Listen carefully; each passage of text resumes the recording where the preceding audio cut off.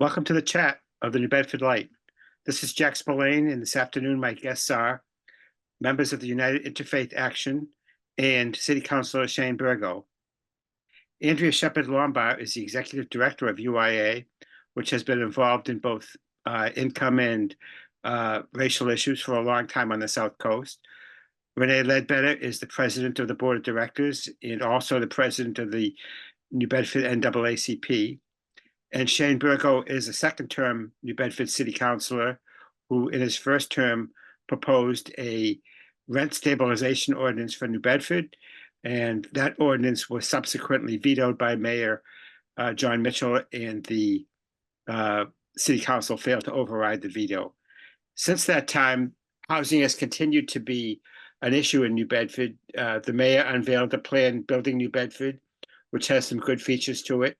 But the consensus has been that it doesn't do enough to help the thousands of people that are unable to find affordable housing in the city of New Bedford. So there was a protest last month that got some media attention after some protesters, including ones from UIA, went to Mayor Mitchell's office and set up a sleeping bag outside and protested that he had not done enough.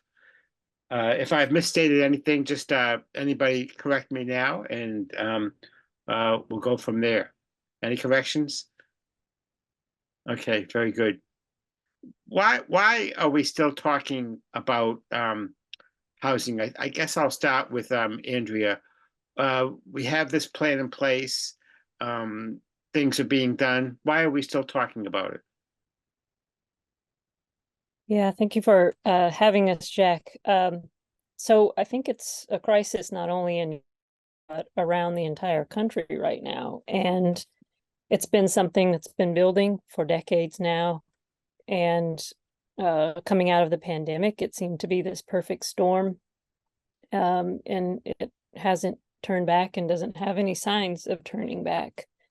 And I think it's a problem, as I said, that's been building for a while, so it's going to take a while to address it. And I think until enough people who are directly impacted by it stand up and voice enough concern and the need for action, that it won't get the attention that it fully deserves. The mayor has made a proposal to build a lot of new housing, including higher end housing, which he says will open up lower end housing that's already on the market. That's one of the principal components of his plan. What do you think of that approach, Councilor Burgo? I guess it's understandable, but I don't know if it will actually happen, if it's something that will come to fruition. You know, I think more and more people are seeing the strain, living paycheck to paycheck, and they're trying not to live above their means. So even if it is a situation where new apartments are coming up, they're not necessarily going to leave the apartments that they're in, especially if the rents are going to be higher than what they're currently in.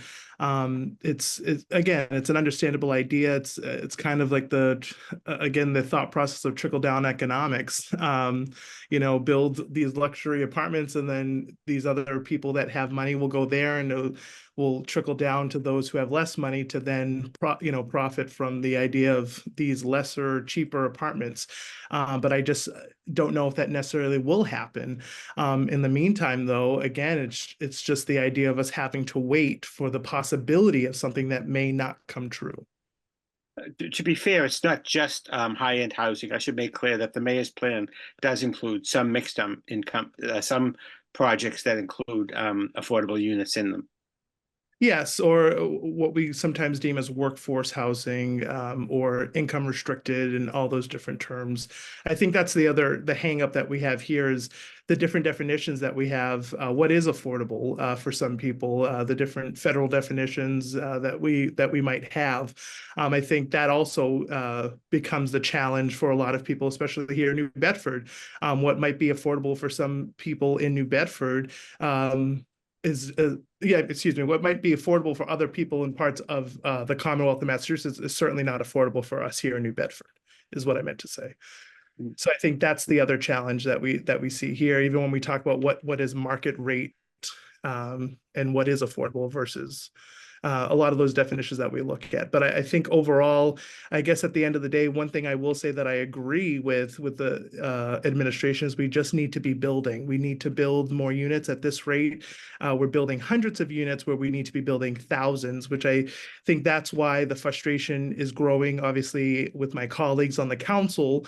When we're looking at the Building New Bedford plan, there are a lot of great aspects of it that will help towards achieving that goal of building New Bedford and building in New Bedford, helping developers come in when we're talking about changing current zoning to make it easier and more accessible to build in New Bedford. But we haven't reached that point yet to even make those changes. And here we are well over a year out from that release.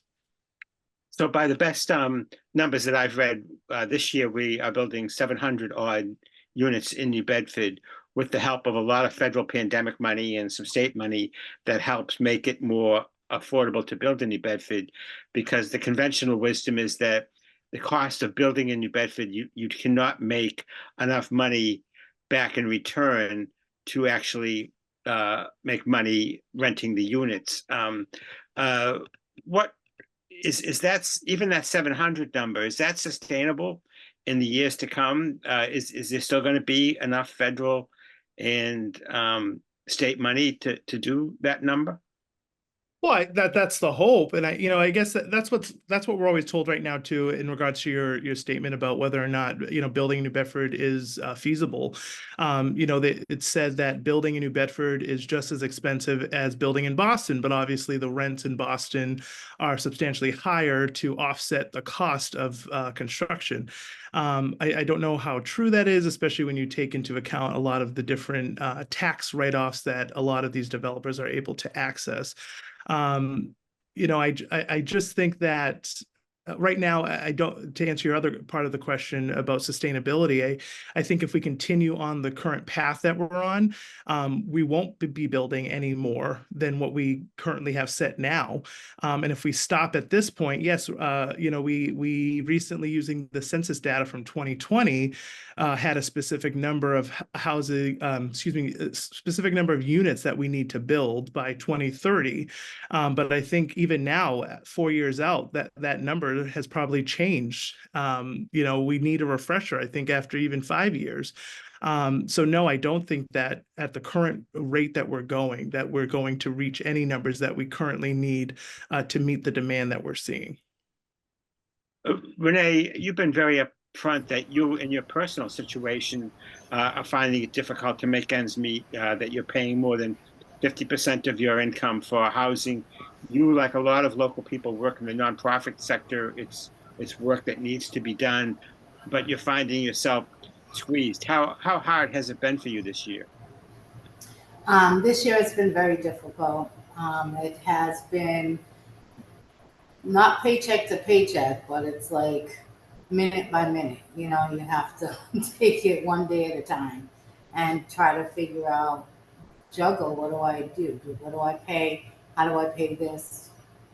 How do you, if I'll give you an example, if your bills, and I'm talking just electric, just living, your housing, and your car and your insurance, if all that stuff comes out to, I don't know, let's just say $4,000 a month, and your income is $3,200, what do you do?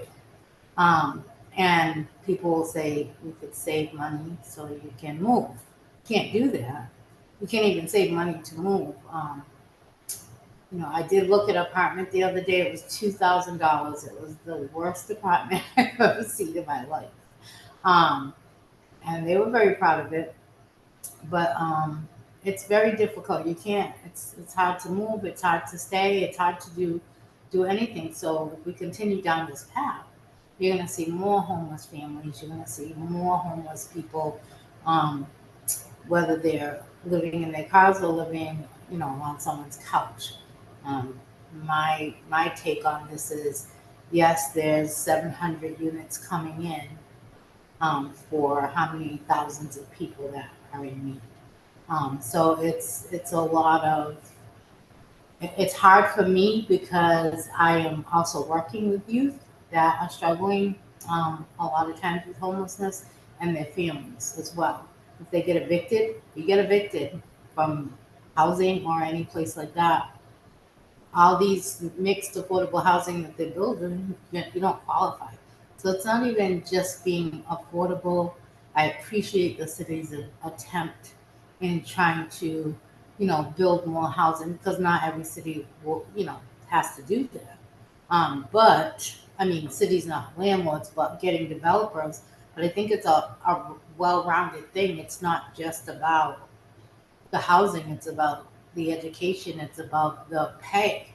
Because if we're not getting paid as much as a person doing the same job as we are in Boston or even Brockton, then we're not able to sustain our living, our way of life.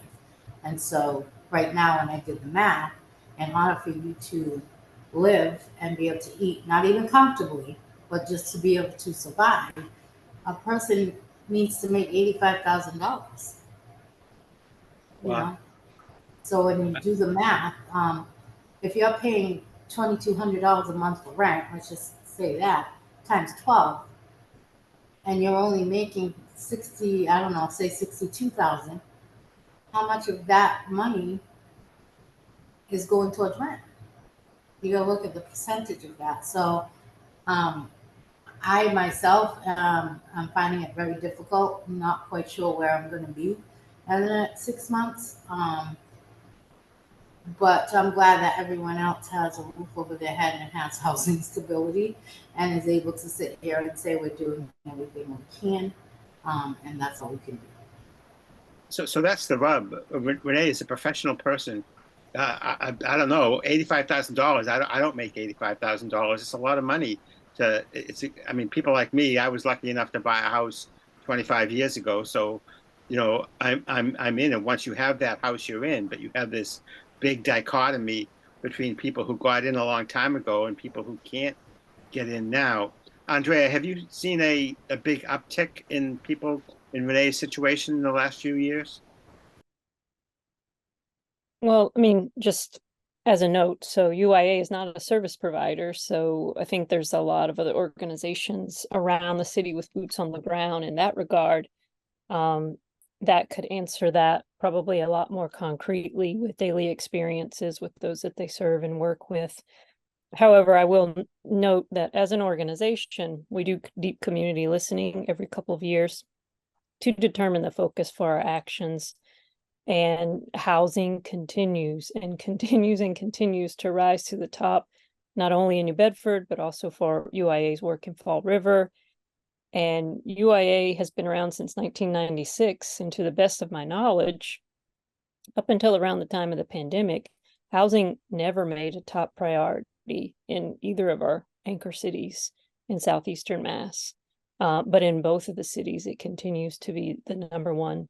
And even when we're out doing community research around our other issue priorities like education or healthcare, public safety, there's always an element of the conversation with the stakeholder group, a service provider, a policy or reform group around the state. There's always an element of the conversation that goes back to housing.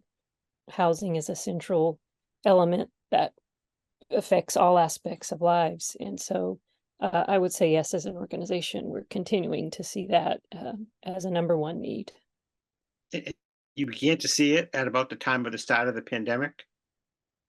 Right. I mean, at that point, it was more about necessity of, say, being out of work, not being able to have an income, whether the company had closed down during the pandemic, during the shutdown period, or people were sick and couldn't go to work.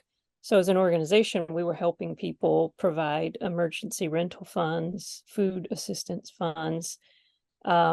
And it just seemed like from there, housing costs shot up, inflation increased, and rents started doubling and tripling. We have heard of people having their rent increased $400 to $600 from one month to another month. And you've just never really experienced anything like this. And the need is so great. And I think one of the great resources that's about to be passed, it has not finalized yet. It's supposed to be finalized hopefully within the next week at the State House, is the housing bond bill. And so that's set to produce about $4 to $6 billion. And that's one of the reasons we were bringing in the state legislators to our housing community action, because this problem does need as much funding, as much policy reform as possible at the local and state and even federal level. So we just see this as a critical moment. Yes, I've invited Representative Cabral and Hendricks and Senator Montigny and Mayor Mitchell to come on at a future chat on the same topic. So that $4 to $6 billion, if it comes through, would that be for subsidies for people paying rent, something like Section 8 or something? What would it be for? Well, again, we haven't seen the finalized version of what the House and the Senate negotiated. It went into a conference committee and it's still there, and they have until the 31st to finalize it. But it would be for a range of things like rental subsidies, improving in building, creating more public housing stock. There's a whole range of things that it addresses. Some of the things we were hoping would be in it did not make it in it, like wiping evictions from people's records after a certain period of years. Renee mentioned being evicted, even if it's a no-fault eviction, that goes on your record as an eviction, and it's hard to find housing after that. We were hoping that would stay in the bond bill, and it didn't. Other things like we brought up at the community action around the real estate transfer tax, where home sales over $1 million, it would be a local option to put a small fee on that would go into local housing, affordable housing development. That did not ultimately make it into the version that the conference committee is working with now. But there's a lot of opportunity there, but there was also a lot of opportunity missed that the state legislators didn't step into. Yeah, Representative Cabral, I remember at the time of the protest, had said that it might be more efficient to have the $1 million tax at the state level because there were so few $1 million properties in New Bedford and Fall River that would actually be taxed. We hear anecdotally that it's easier to build in Fall River and that there is more building going on there in New Bedford. Have you heard that? And do you notice a difference in the housing situations in the two cities? Well, I do notice that there's a lot of development happening in Fall River, but the headlines most every other week, it seems, are about all the large increase in market rate development. There was a headline that came out in the local news, the Herald News in Fall River a few weeks ago, highlighting that the city had just used over $2.5 million from the HDIB state tax subsidy program, and they put it all into market rate development. A few weeks prior to that, there was a local developer, Tony Cordero, who had an article in the paper talking about his 200 plus unit of all market rate developments, and said he had a much bigger plan in the works. Overall, there's been a net loss of affordable housing units in Fall River.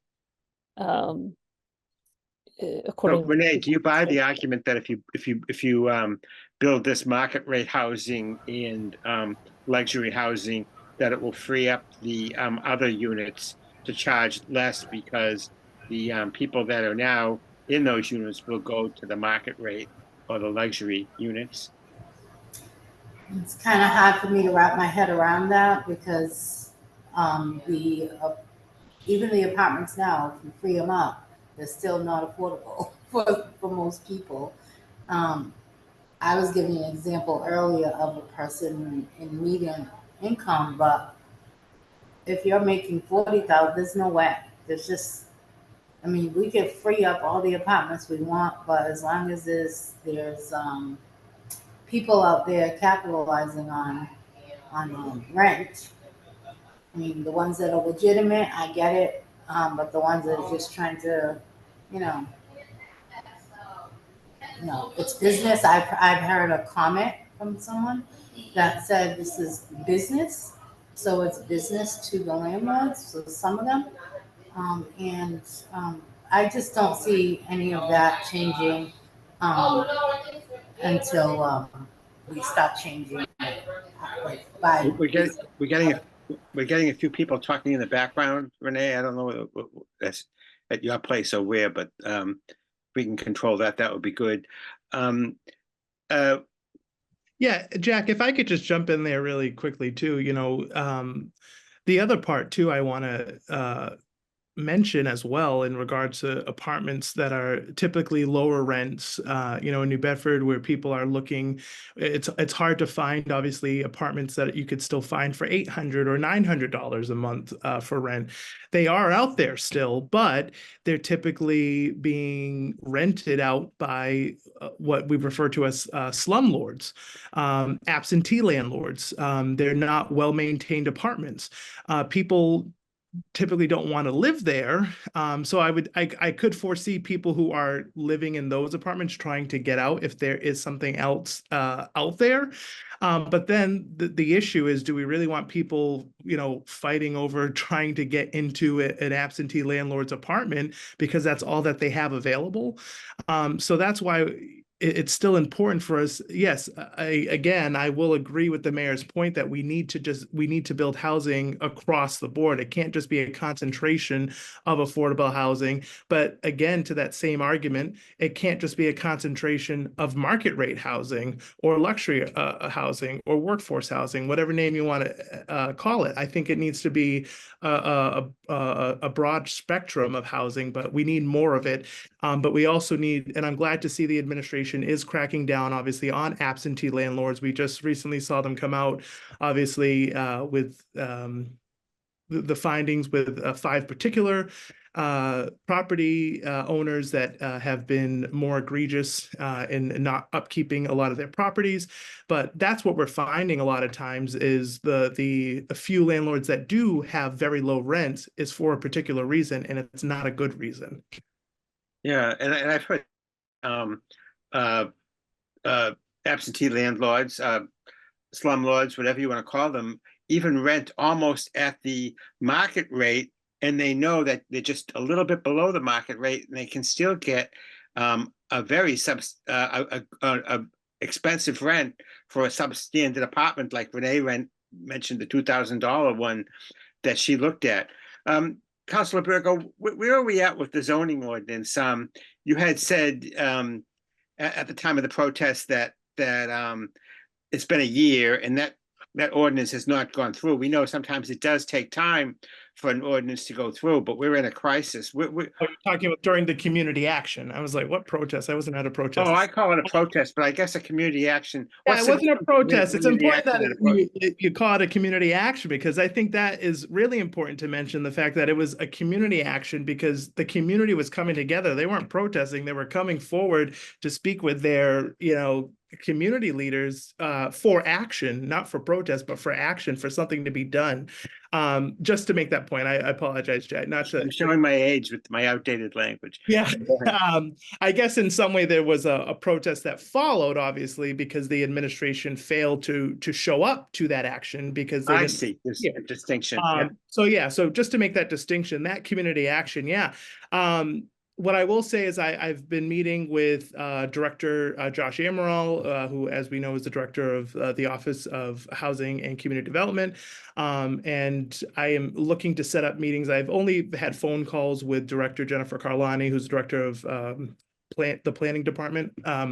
So they're the 2 main directors who will be are the ones working primarily on the Building New Bedford plan, among so many other departments, obviously, that are have their hands in this work. And again, it's a multifaceted approach to the housing plan, and there's a lot of work that needs to be done. And I understand, as Director Carlani has put it, there's a lot of puzzle pieces that need to fit together. And I understand their point that they're trying to make to the council that they don't want to present one puzzle piece that looks jagged and rigid and confusing, but once you bring out the other puzzle piece, it fits together perfectly and makes sense. So their thought process is, until all these puzzle pieces come together to make sense for us, they don't want to present it. However, my counterpoint, and I think the point of my colleagues, and I think for the general public, we know that a lot of this is going to take time, and we want to be able to be a part of that jigsaw puzzle, if I'm, beating this analogy a little too hard.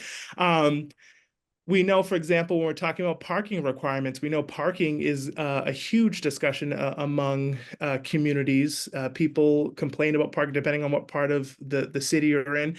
But for us on the council too, cause a huge discussion. It's going to take a long time in committee. That's something that should be sent down and starting to dissect right away.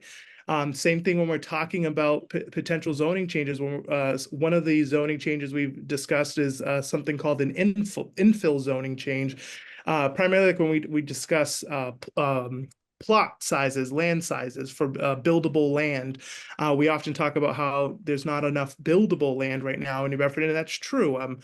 I'm blanking on, one of the locations, one of the streets that I always like to use as an example, but there's a particular plot of land that if you looked at it, it looks huge. And if you look at the surrounding houses, based on that area, you would assume you could fit about 3 of the similar houses that surround it or abut that land. You could fit maybe 3 houses there, but based on the current zoning laws, you could only build 1.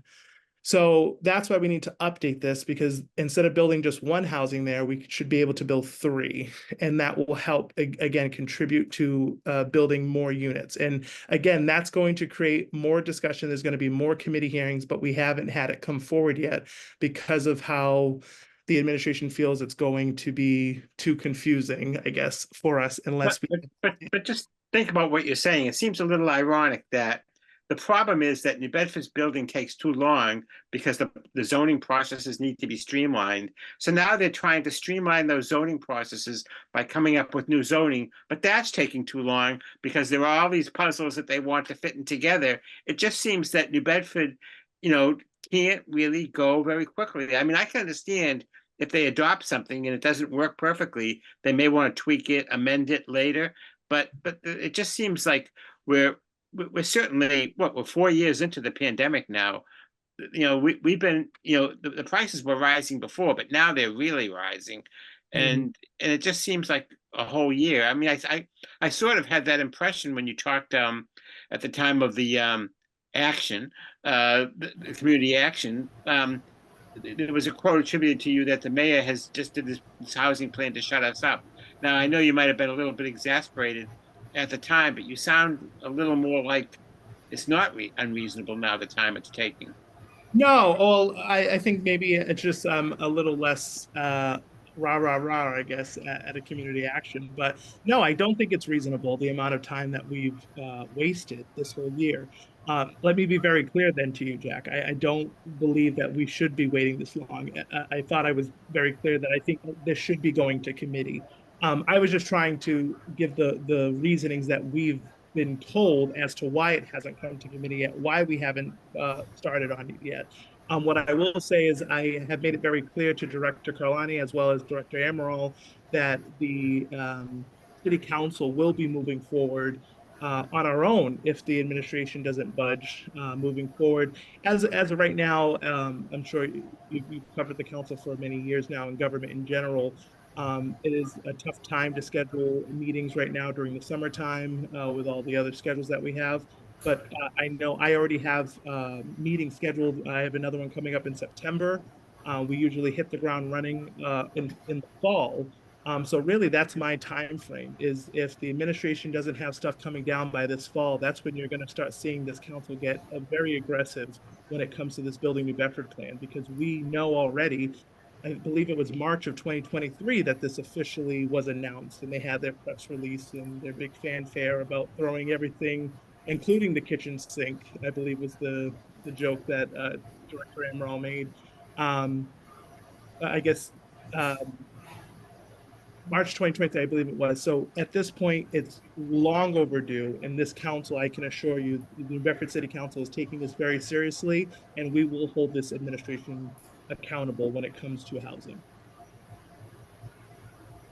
Renee, did you want to say something? Yeah. Oh, yes. I was trying to finish what I was saying before, but that's okay. The other thing is I wanted to say if we were to, they need to raise the income eligibility requirements. I don't know if that's a state thing. Well, I know it's state and federal. I know they're going to raise it in both places. But I feel like we keep talking about the problem. I mean, we've been talking about this problem before COVID. It wasn't as bad as it is now, because groceries weren't as much as they are now. Electric bills weren't as much as they are now. You know what I mean? Like everything has gone up, and except for our wages. So, you know, my thing is they need to change the eligibility requirements on what they consider low income, versus what it is at now. Because a family of two, let's just say a family of two, they need to make a good amount of money. At least, I would say, not to exaggerate, but at least 75, 80 to live in a apartment that may not be at its best, but may be at $1,400-1,500 a month, which is very hard to find for a 2-bedroom. But you know, that's where we're at, the reality. And I think that before the train, I know everybody uses the train. Well, everything's going up because the train's coming. At that point, everything should be kind of balancing out, going down, because now you have more business, you have more people coming into the area. But the problem is developers, they don't want to build in certain areas, but they'll build downtown. So I just feel like gentrification is really working at its best at this point. And I know a lot of people are in denial about that, but it's happening. I'm seeing it happen. And if you want people to go to the surrounding towns, in order for them to share in the wealth of the minorities or the people of color, then that's just gentrification, like pushing, you know, I feel like we're being pushed out in a way, you know, and we want the people that have the money, that have the income to pay the taxes, to do what they need to do. But yet they won't, I mean, Habitat for Humanity, they can't even help them find land to build, like, because that could help a lot of the homeowners, the first-time homeowners, because right now first-time homeowners cannot qualify for the mortgages of the cost of the houses that are for sale. So if a house is 400,000 and you only approve for 200, and you give me, because great, I went through the city and got $25,000, that's still not helping me. Do you know what I mean? So at the end of the day, where we keep spinning our tails and chasing our tails, and you know, everyone wants to use, you know, fancy words and all this other stuff that's going on. Well, we got to do this and we need that in order to do this. But in the meantime, in between time, people are suffering. People are becoming homeless. People are hungry. You know, I got a call this morning. I was out at 5:30, 6 o'clock this morning with Danielle Brown from Stepping Stone, going to help assist a young girl who was sleeping in the cemetery. So until you see it, until you have to do the work, until you have to deal with the people that are suffering, or you are the person that is suffering, you're never going to understand. We're going to keep talking about we can't do this because we're waiting for that. You're always going to wait for the other puzzle piece. Yeah, I've talked to enough housing people in the city that at least up until the crisis, the mayor was much more interested in building market rate housing than he was in affordable things. I think that the Building New Bedford plan now has begun to address the crisis that you're talking about, Renee, a little bit more. But still, I think the first part of his almost 12 years in office was definitely emphasizing market rate, and the argument being that New Bedford has more than its share of low income units in the suburbs are not sharing in that. Andrea, I'd like to ask you, is there I'm not saying that I personally believe this approach, but some tough love people, some conservatives might say it's the market. We live in a capitalistic society. It's the free market. If housing has gotten too expensive, then get a roommate or get a second job. How would you respond to those arguments? Wow. I mean, I think, I'm not saying that they're my point of view. I'm just saying you hear yeah, things like that. I Get a think roommate, get a definitely as a second job. faith-based organization and as someone who's trained in ministry and oriented toward a vocational call, and just the people of UIA, you know, it's about how are we called to be accountable to one another, to hold one another, to lift one another up. I think there's some kind of Irish proverb about it's in the shelter of others that that we all live. And I may be misquoting that, but it's like we're called to be stewards of all creation, of the land, of our communities, and to say that some count and some don't count, it's just not. That's not a brand of theology that I buy into, or you know, that drives UIA and people of faith that are a part of UIA. I mean, the numbers are just staggering. There's 1,100 students in New Bedford Public Schools who are experiencing some type of housing instability by the end of the school year. I mean, 1,100 students, that's nearly 10%. Like, I think we did the math and it was like maybe out of a classroom, you might have 2 to 4, you know, youth or children in each classroom who don't have secure housing. When you have a housing list, a Section 8 list, that's nearly 7,000 people and over 2,500 waiting for public housing in the city. In a city that's 60% renters. I mean, you can't just kind of throw some tough love towards 66% of your city if you're really meant to govern and guide and be good stewards of everyone, not just those who have. Yeah, that kind of attitude is certainly not in keeping with Christian theology of that we are our brother's keepers. I just put that out because you do hear those kinds of conservative arguments sometimes. Meanwhile, the New Bedford Economic Development Council itself says that we need 8,700 units in this city, and we've only built 700.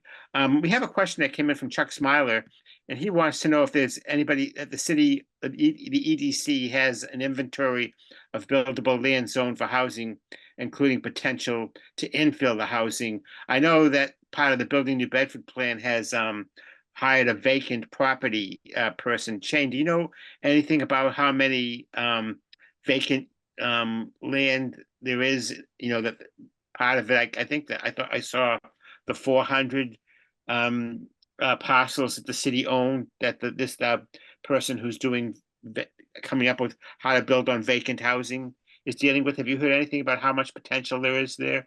Yeah, so I don't know off the top of my head right now, but yeah, I know that Jordan Latham was hired as our vacant property manager. She's doing an excellent job getting all of that information.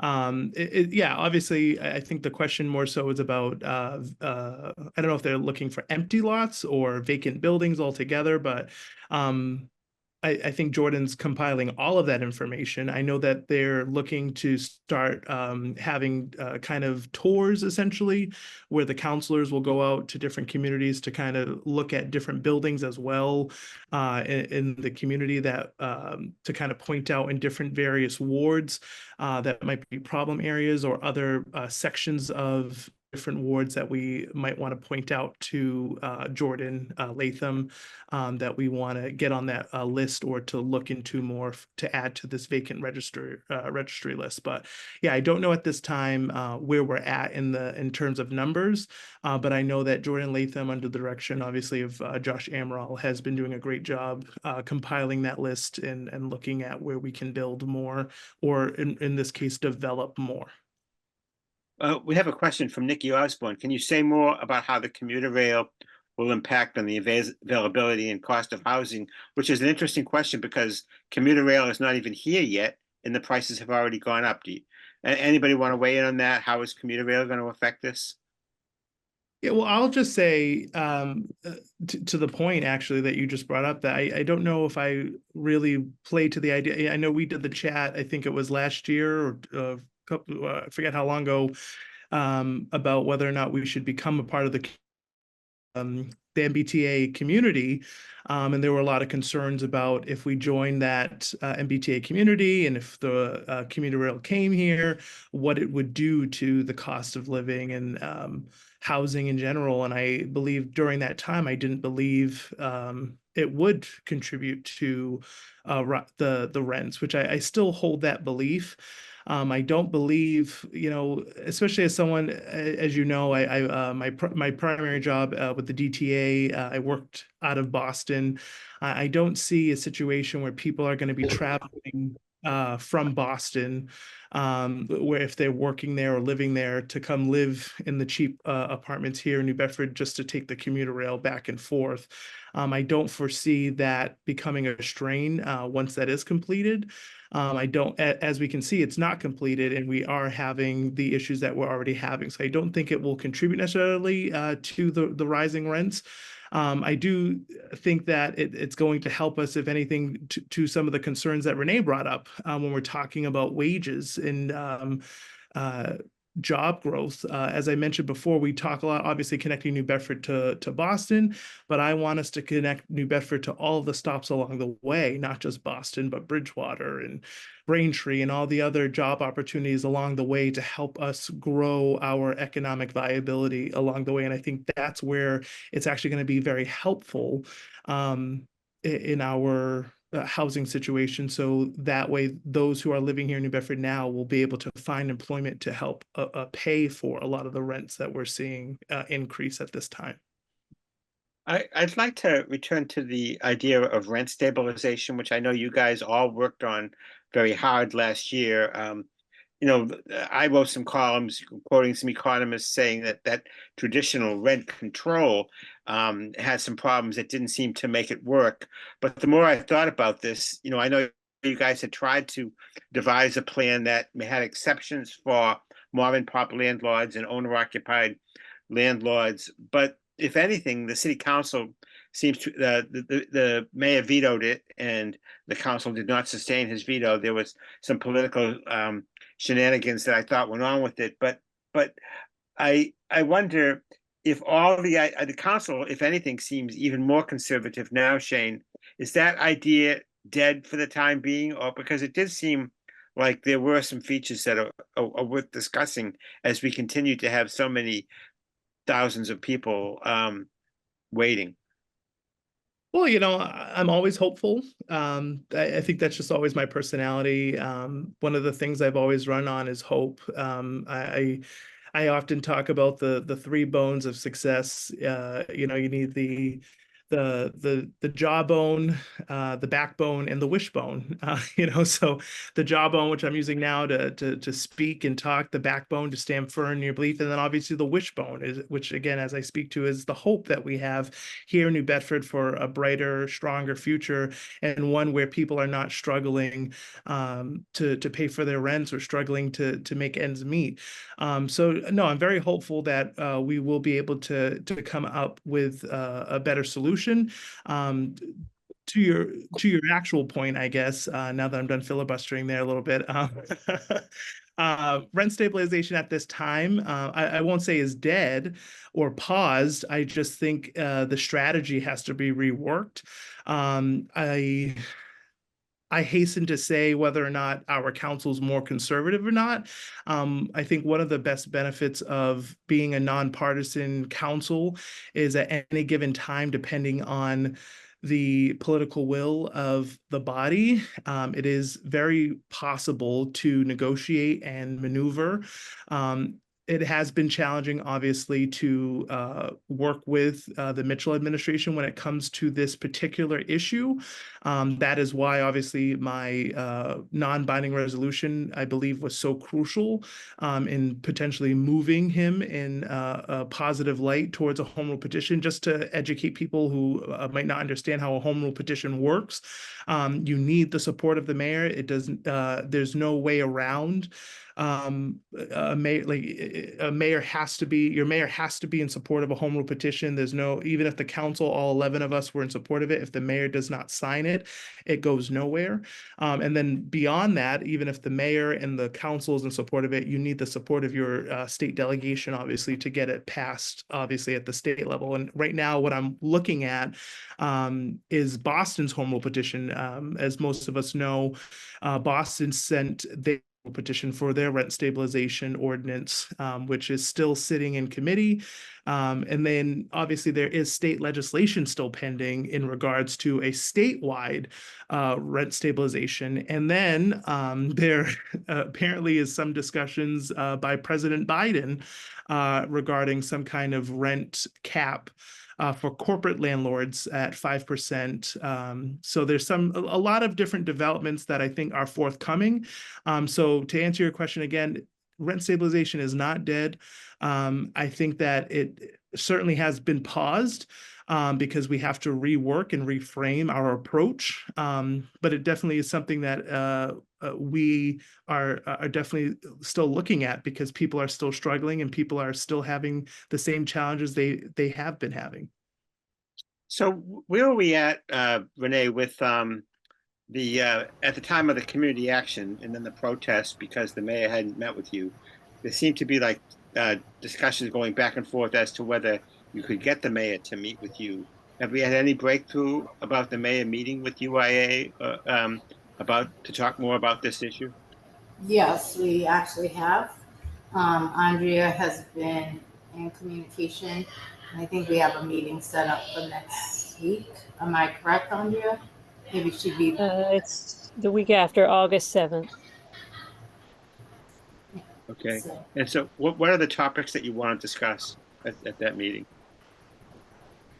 Well, so most of it will be grounded in the proposals that we brought forth at the community action meeting around different budgetary and policy issues that the city could enact. So we brought up inclusionary zoning, that would require the mayor and the city council to work together to pass, which requires at least, it could be more, at least 10% of all new housing development be zoned as affordable. And if a developer comes in and he or she does not want to have 10% of affordable units in their development, they have to contribute to an affordable housing development fund in the city. We also talked about looking at a type of inclusionary zoning on a smaller scale around the 2 MBTA stations and all the housing requirements coming in around housing density around a T station, but none of that requires any affordability within that housing creation and density. So we were asking the city to commit to at least 10% of affordability of the new development around the T stations, and specify between 30 and 60% of area median income. That gets at some of what Shane says, different people define affordability in different ways. And then we also talked about, we began using some of the zoning reforms that are forthcoming from the city to the city council, but we did raise up like the accessory dwelling units, ADUs.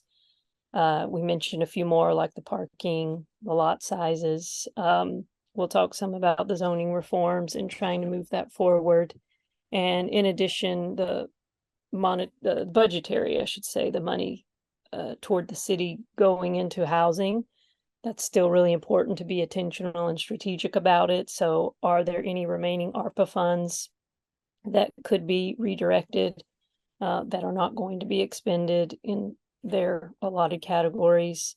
The city can always still increase other pots of money like their community development block grants, the Community Preservation Act funds. We're also talking with him about ways to increase funding toward housing in the city. And the other piece is what we brought up in the action was around vocational education and equity and access to our vocational ed schools. And the way we linked it in the housing action was the importance of allowing all our young people equal access to be trained in the trades, which are going to be so important in developing these 6,000 plus housing units in the coming years, whether they're plumbing, electrical, construction workers, and to address the equity and access to our vocational schools for our young people. Are these issues that you've talked to the mayor about before? Because the mayor, by the way, is the one person of all the legislators and activists that I've talked to who has not committed to coming on the chat to talk about this yet. He wants more specificity about exactly what I want to talk about, as opposed to an open-ended discussion of the housing crisis. Have you already talked to him about these issues? Because his spokesperson seems to be making it an issue. Like, yeah, we've met with them many times already this year.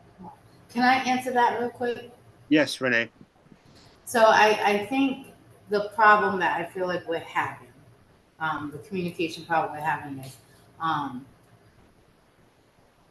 there's a lack of understanding of what the barriers are for the residents to be able to get into housing. So when you don't understand the problem, it's kind of hard for you to see it as a problem. You may see it as a personal, like somebody's personal problem, but not as a problem. So I think we have talked about housing. We have gone and we've talked about housing so much that I spoke to Andrea earlier today, and I told her I am completely exhausted. I am so tired of hearing the same subject throughout different groups talking about the problem. And I feel like now we need to get to the solutions, and we need to have the mayor and the legislators at the table to say enough is enough. You know, zoning board, you need to do this, whatever committees are out there. You need to make sure that these things are done because we have a problem in our city and we need to address it. We need to address it immediately. But you can't do that if you don't understand what the barriers are that people have to go through. Like, you wouldn't know, like, for anything, like Councilor Burgo said he works, you know, one of his jobs, right? If you never had to apply for assistance, you wouldn't know how to go through the steps or what the barriers are if you can't get there. So my thing is, I think everyone needs to go through that. I think the city councilors, the mayor, whoever, the state reps need to go through a mock thing of going to get these benefits or going to apply for housing or any of these barriers that people are facing. I think they need to go through the process so they can see what it's like in order for them to understand what it's like for regular people like myself. Because right now, all we're doing is continuing to talk about the problem. There are so many groups out there talking about housing, and yet and still, here we are. Not a bad idea. I think I'd love to write a story about the mayor applying for affordable housing and going through the process that the average person goes through. I'd do a story on that. We're nearing the end of I just want to, could I jump back in and say that, so we have not spoken with the mayor at all this past year. We have, in our research phase of our work, we go out and talk with different stakeholders, agencies, policy reform groups to try to out the issue, what they see as the solutions, what they see as the biggest challenges, to kind of hone in on our proposals by the time we get to a public action.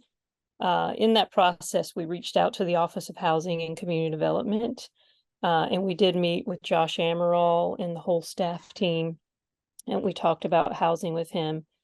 We also requested to meet with Jen Carloni and the city planning office. And in that meeting, they invited Josh Amaral from Housing and Community Development to come in, and he was a part of that discussion with their office.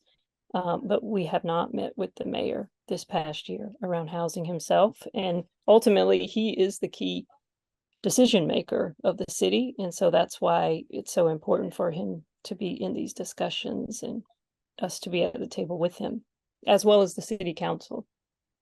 So when the mayor's spokesman says that we've met with that group several times, he's really talking about the planner, Jen Carloni, or the Housing and Community Development Office, Yeah. Josh Amaral, but the mayor himself has not met with you. No, no. Not this year, but in the past. In Yes. the past. Okay. Well, I would say the problem is still with us. It's time for him to meet with you. As I said, we're coming up on the end of our hour, so I'd like to offer each of you a time to bring up anything that you wish I had brought up and something important to emphasize that maybe we didn't get to cover. Shane, why don't you go first? Is there something that you would have liked to talk about today and we didn't get to? No, I think we covered a lot today. I think, again, I'll echo the fact that the city council understands the plight of our residents. We're taking housing very seriously, and you're going to see a lot this year come from the council in regards to pushing housing and making New Bedford more affordable. All right. Well, we'll look forward to seeing that. Renee, anything you'd like to say in closing? I just know that the NAACP New Bedford branch will be working very hard to provide those mock resources so people can go through that process in order to bring to light what's really happening, and we're really working hard on making sure gentrification is not in the forefront. Very good. And Andrea? Yeah, I would say one of the key messages of our housing action and going forward is housing is a human right. It should not be a luxury or just for the haves, and those that have not, or just work harder, save more money. You know, housing is a human right, and we're in the middle of a huge crisis, not only in the city, but in the nation. And we need all hands on deck. And until we're all housed and healthy, we still have more work to do. That's an interesting concept, that housing is a human right, and I'm inclined to agree with it. So that's a great way to frame. And I will say, we did not even get to touch the issue of the homeless crisis in any great depth today. So maybe next time we can do that. Thank you all for coming on the chat. I hope these community forums help people who can't always get to meetings or read every story understand this issue. It's an easy way to listen to it. The chat stays on our website, and even more people watch it afterwards than watch it live. So thanks very much to Andrea, Sheppard, Lombard, Renee, Ledbetter, and Shane Burgo for coming on today and talking about this important issue. Thank you, Pat.